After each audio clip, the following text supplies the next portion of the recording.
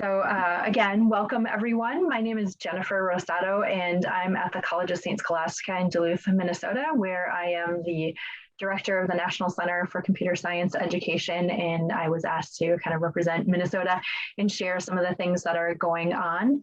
My co-presenter, Don Liimatainen, probably didn't get it right, but is here with me as well. And she is working with Fond du Lac Ojibwe School on their elementary computer science program. My hope today is that we can share a little bit about the context of Minnesota and where we're at with standards, talk about the program that Don is implementing at Fond du Lac. We'll share a little bit about the other school that I'm working with, Hermantown. And unfortunately, they couldn't be here, but I'll share a little bit about what they're doing. And then some professional development opportunities that are coming up, and a little plug for the CSTA Minnesota chapter. And of course, the Wisconsin folks can maybe plug the Wisconsin CSTA chapter as well.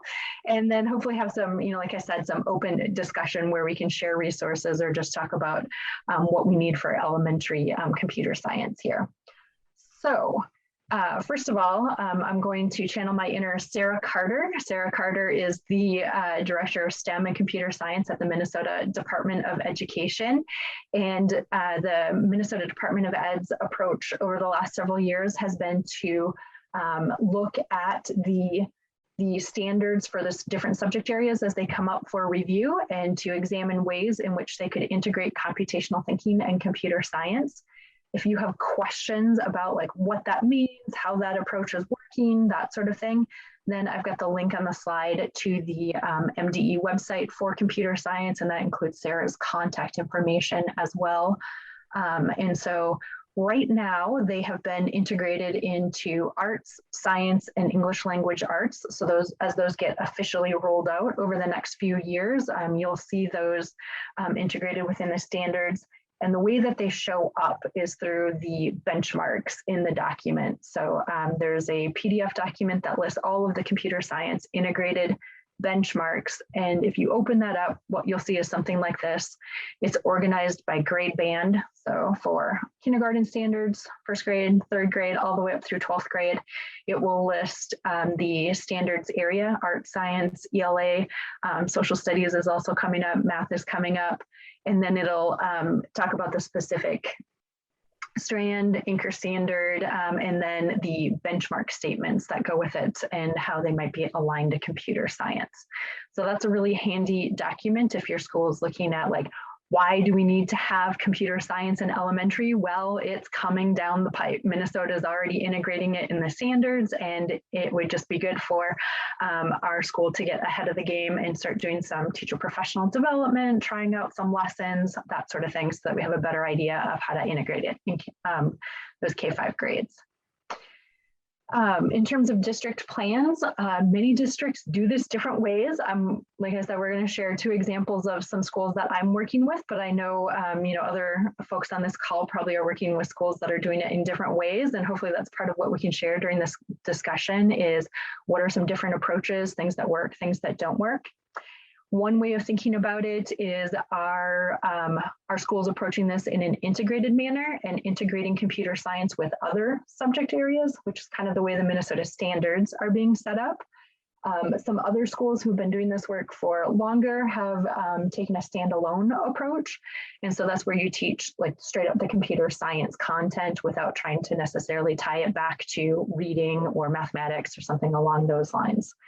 They can be taught by generalist educators. They can be taught by specialist educators. It really varies. I do see schools that are doing some integrated work are often leveraging computer science coaches. And then when they are more likely to be a specialist, like there's one person responsible in the elementary building for computer science, less likely to have some coaching unless it's a large district. Just gave on the slide some quick examples of some different curricula that use an integrated approach versus a standalone approach. So if you haven't heard of Google's CS First curriculum, that's one that uses Scratch. And if you visit their website, you can see modules where you can integrate it with music, you can integrate it with English language arts. And I think there was one other one, like a game design kind of approach to it. So you can pick which context would work best for you and your students.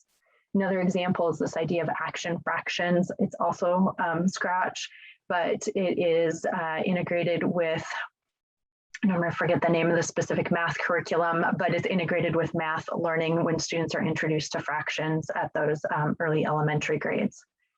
And then there's lots of examples of standalone computer science curriculum, including code.org's. Although some people do use it in an integrated way as well. I think it was kind of designed more to be standalone curriculum. And then the Scratch Creative Computing Guide, just as a different example of a Scratch one, is out there as more of standalone computer science. So those are some examples of kind of different approaches there. And now I'm going to turn it over to Dawn to talk a little bit about what they're doing at Fond du Lac. Hi, everyone. I'm Dawn Liimatainen. I am the reading coach here at Fond du Lac, but I'm also the head of the computer science area in our school. We kind of have a different approach. I think we have a more blended approach where we have some standalone, also with some integration going on. But we're looking at computer science education as how we can help the community as a whole, how we can stay on track with culture and language. And with that being said, I do work at a reservation. We are a K through 12 tribal school, Fond du Lac Ojibwe school. We have approximately 190 students right now. We have went distance learning for a majority of our elementary kids. So now we were in school, now we're going back. So we had a plan, but you know, the pandemic. Anyways, so we kind of take that blended approach, and how we started was we had a few people that were interested in the program, working with St. Scholastica, and they brought in, and I say they because I wasn't part of that, but they brought in pieces to me. That's how it seemed.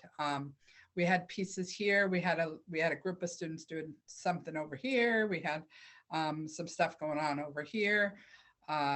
And, you know, that was good. That gave, you know, some of our teachers some hands-on that they needed, and a little bit of guidance, or a little bit of, I guess, I can't even think of the word for it, but anyways, our teachers felt comfortable. So we decided, well, we're gonna broaden this a little bit. Eventually, we want all of our school to be doing it. I've always been interested in computer science. I taught out in Nevada. I've taught in Florida. We use code.org a lot. And it was just something that, prior to me being the reading coach, I was a 5th grade teacher. And it was just something that I always did in my class. My kids would learn a little bit of coding here and there. And then we also have a program that we go to for a week-long session that does a lot of coding in that as well. So we were, as the 5th grade teacher, we were always trying to incorporate coding even just a little bit into our day. So then people noticed, and I kind of got dragged into the computer science portion at our school.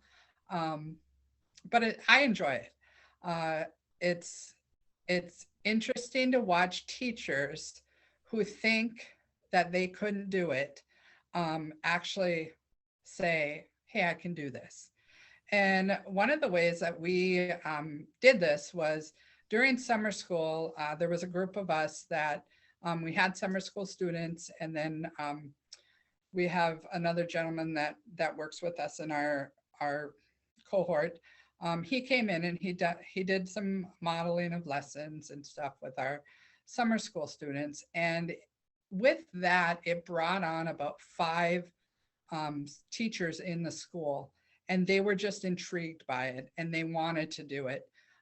Just watching him get the kids excited, watching him integrate the lessons into, you know, literacy, and that's our big focus this year. But just watching him with the kids and knowing that, hey, they're doing computer science, but they're reading, and they're doing awesome, and they're really engaged. That was the key, I think, and just having a great person that can model some of that stuff for teachers that are a little bit more hesitant. So we went through and we did that. this summer. And like I said, it brought on about 5 or 6 people that were really interested. So we went ahead and we ordered a few materials thinking, you know, what grade level could this go with? What would teachers be interested in?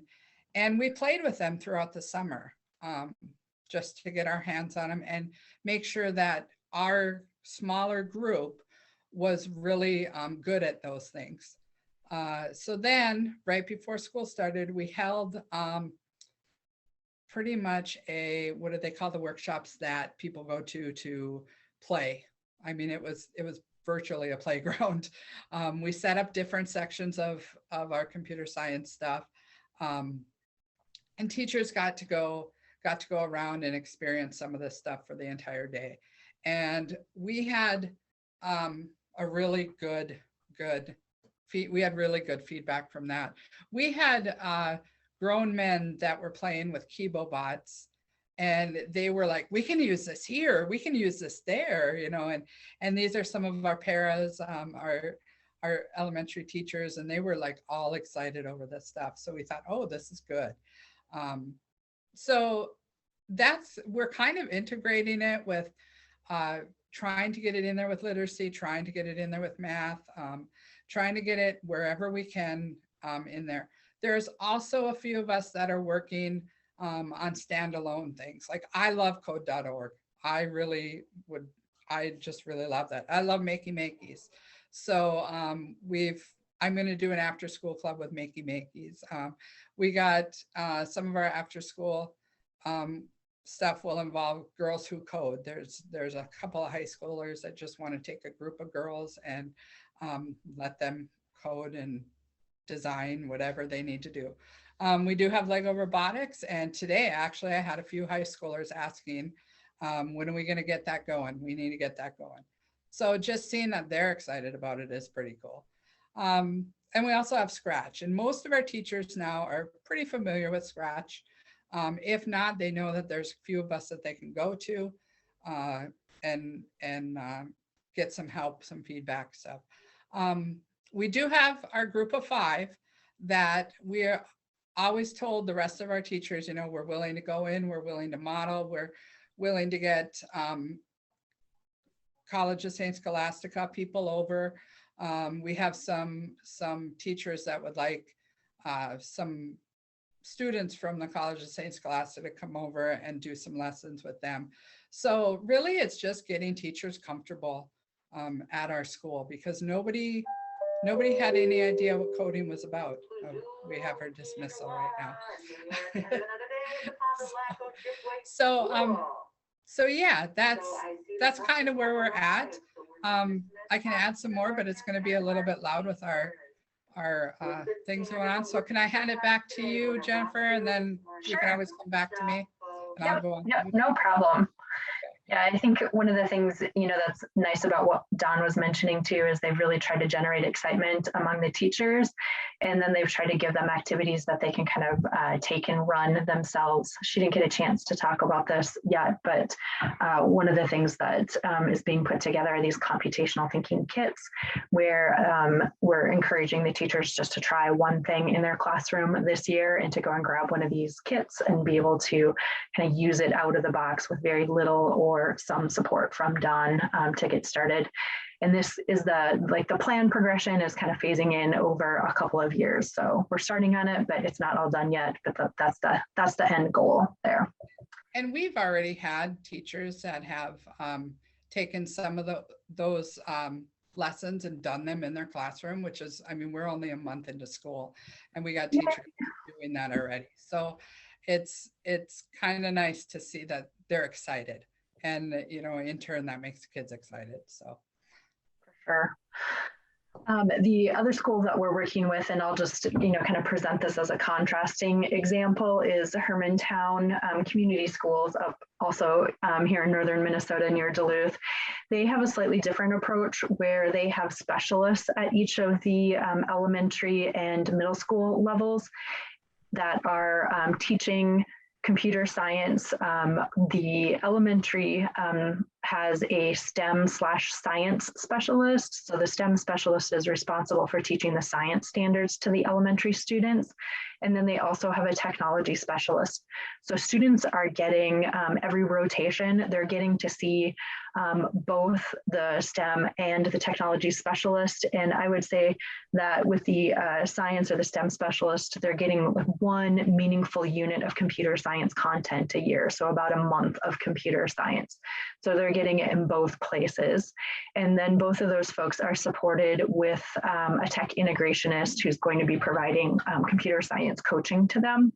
They're really focusing on this idea of developing mindsets, design thinking, creativity, and collaboration skills. And then the science teacher is really looking at some ways to incorporate literacy as part of science and computer science as well. After that, they do have a middle school STEAM course, so an integrated, again, kind of approach to thinking about computer science. And then they have 2 standalone courses in the high school. Over on the right side of the screen, you can kind of see the progression of the STEM and the science teacher and what they're looking at doing. The technology specialist uses a lot of different toys, gadgets with the students, but has a little different focus with each of them, and then just builds on that year after year. So they get an introductory experience in the younger grades, and then they're asked to do more and more complex things with it, problem solving and programming concepts as they get older. So that's what their progression looks like. Are you working with John Wojcik? I never know how to say his last name. You Yes. are? Okay. Yeah, he's the technology specialist at Hermantown. Mm-hmm. Okay. And part of his, I think have you seen the Coder Z stuff that he's done with that, with some of them? Just a little bit. I think he's doing that with some of the older kids that he works with, maybe. Yeah. Yeah. Okay. And then I just wanted to share some examples of other schools that I know of, and there are more beyond this. Austin Public Schools, Bloomington Public Schools, Minnetonka has a codes initiative, included Hermantown in here, so I could put Andy's contact information for you there. He is the tech integrationist at the elementary school if anybody wanted to reach out to him and connect with him. There's also some great elementary curricula and resources out there just at the national level that many of you may have seen. But I think that the key thing is, and this is what John was saying earlier from CS's Elementary, there are resources to get started, and it doesn't have to be building it from scratch yourself. This is a list of questions that I put together. I don't know how many of you are in a district where you're just thinking about getting started with elementary, but this seems to be a helpful list or a helpful set of questions to think about in terms of first considering, like, what is your why for doing this and what's your vision for adding computer science to your school? Who should be on your team? What will really excite or tie in to your teachers and students' interests? What kind of professional learning do you need? What are you already doing? A lot of schools, teachers may be doing something already, like Don was already doing some computer science. So how could we build on that? And then just, identifying like, what is one small step to get started? We have these great, lovely, big plans for both schools. We're not all the way there yet. We're just taking it a step at a time to get there. And so, not to feel too overwhelmed with trying to do everything at once. Here's some Minnesota specific professional development opportunities. Code Savvy is a wonderful organization that has a lot of PD that goes on and provides, I think they're now starting also to provide instructional coaching support for computer science. Code.org's regional partner is Twin Cities Public TV, and so they're running programs here. There is an IT Explorations. This is a little bit more at the middle school, early high school level. And then Minnesota Department of Education is going to be launching a free course, an introduction to computer science teaching and integration. I've got more information on that at the next slide. And then there's a couple universities that have some graduate courses here as well. And then both the University of Minnesota and St. Scholastica have programs where we're happy to work with individual districts to help districts develop that kind of plan or program and implement it over time. And then that's just like a preview. If you go to the CS4All Minnesota website, we have more in-depth information about professional learning opportunities in the state there. This is more about the MDE course. Sarah Carter shared it with me and encouraged folks to sign up for it and take a look at it. It's going to be an online asynchronous course that should be out in November. And just pay attention to that Minnesota Department of Ed computer science page, and it will get announced there when it's open and available and folks can start signing up for it. So And of course, signing up for the Minnesota CSTA chapter, that's the Computer Science Teachers Association. I know Jake Baskin wasn't able to be at the full meeting earlier, but the CSTA Minnesota chapter is really growing. They're becoming more active. They're more deliberately trying to engage elementary and middle school teachers, and they would love to see folks there at the meetings and be able to have some focused conversations around what to do in elementary. The president of the chapter is John Bartuz. You're welcome to reach out to him, and then you can sign up for a CSTA membership and set the Minnesota one as your local chapter. So I think we have a couple of minutes, just like 3 left. I don't know if there's anything folks in the group wanted to discuss before we have to head back to the webinar, or share about what your school is doing or what your organization is doing. So we're really excited to be working on like a giant set of kindergarten math lessons to teach with Bebots that will roll out to every Minneapolis public school later this fall.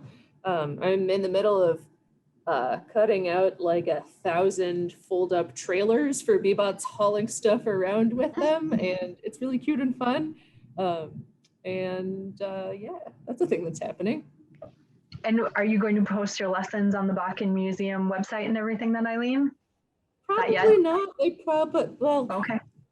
I'm gonna guess that the grant funding for that doesn't let those BRs to share. They probably belong to MPS, but I don't know that for sure. I'll let you know if I hear differently. Okay. I was wondering, that was my question, will you share? We're up to me, yes. And I have some funding for St. Paul for any like coding leagues. It's a program called Coder Z that's pretty much free. It's a grant from 3M. Chris, I might reach out to you after this call and we can chat about that. The only thing it's restriction is that it doesn't work on iPads. So we'd have to have a conversation about computer labs or something. And we're working, and this is a thing that you pay for, so it's not a free resource. And I will not say this is the end all of teaching kids to code, but it is a fun way to play around with robotics, and it's a lot less expensive than some of the first programs. So and every kid actually learns to code. So we've been working with Hermantown and Minneapolis Public Schools and another school in Anoka, and happy to share if you wanted to play around with the curriculum just to see if you like it, you could get access to it for free. We'd be happy to share that with you too, just to play around with it. And it's probably time to go back. Oh, that's when we get back. One more thing to plug real quick. I am working really hard at convincing the people who are in charge of the education department here that we should get into the professional development game, especially around like physical computing, because we've been doing that with kids for 20 years. Like we've had a makerspace for way longer than that's been a buzzword. So if you know anyone who would be interested in learning more about that kind of thing, get in touch, because like, hey, here's some teachers banging down our door. It would be a lot more useful than I think this is a good thing. I used to work at a school. That sounds like a great resource. I dropped the link to the slides in the chat there too. If you know of folks who wanted to come but weren't able to as well, you're welcome to share the slide link around. And if you have suggestions for things that should be added to like the CSforAll Minnesota or the CSTA Minnesota resource page, I think we've got the High Tech Kids Coder Z, but I'm not sure if we've got the Bakken Museum information there, Eileen. So if you send me an email, I'd be happy to make sure that that gets added as a resource. Okay, I'm going to stop the recording, and I do think we're supposed to head back at 5 after the hour to the large webinar to hear what the big announcement is supposed to be about. So nice to see some familiar faces and connect with folks again. Thank you, Dawn, for helping me present. Thank you. It was interesting. Thank you.